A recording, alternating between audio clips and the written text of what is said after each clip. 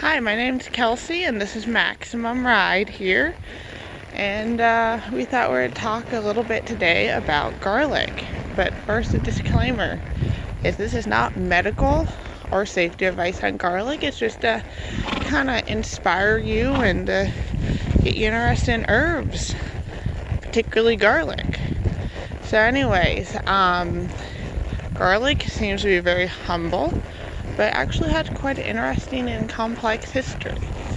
So it was actually valued as much, if not more than money, at certain times in history. It was used by many different cultures. Interesting example would be in Egypt. It was actually used. Well, first of all, it's actually found in some of the tombs, and they were not sure whether it was for medical values for the deceased to use in the afterlife or possibly for money.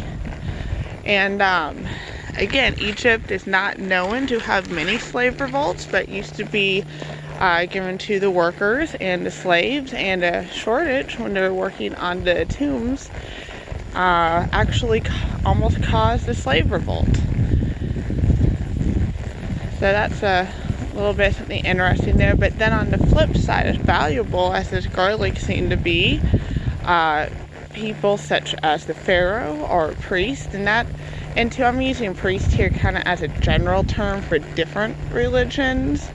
That may not be the proper word for them in each religion, but that's kind of just to give you an idea here. So anyways, they would not eat this garlic because it was they're considered too rough for their delicate constitutions. Again, you also heard about that in the Victorian time, where the low class and middle class may really enjoy some garlic. But again, the lords, the ladies, the gentlemen, the fine ladies, they would not eat garlic because it was considered too common. Now, again, we saw the Incas even had garlic. They believed that if you had a bulb of garlic in your pocket, a bull would not charge you. In India, there's a saying called that they used to say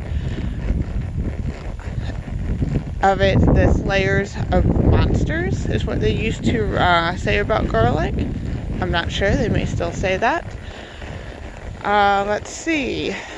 But yes, so the last little bit of lore on the garlic that I was looking at, which was interesting, is vampires. That seems to be the one thing that everybody's heard about, and garlic just cannot shake that. Oop.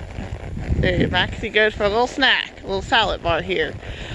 Alrighty, so, and now another interesting story, there's one more, is the four thieves vinegar. Some of you may have heard it before, it may be new for some of you, but anyways, during sometime from between either the 14 or the 1800s, it's not particularly clear, there's a lot of different stories on this, so sometime around that time period when the plague was a problem, there were four thieves that actually went in and they were able to rob plague victims, go into plague houses, or even into towns that had the plague, and with no problem, without getting sick, with impunity, they could go and rob the victims and walk away.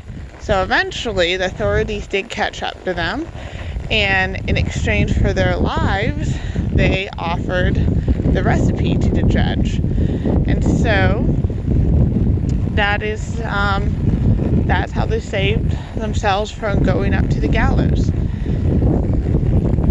So I'm real quick, I have the recipe in my pocket. I'm going to pull out a modern recipe, and then I will actually post what is said to be the original one, which they believe is the original, from the Museum of Paris in 1937. It was hanging up there, and it's believed that that recipe was copied down from Marseilles when there was an outbreak of the plague.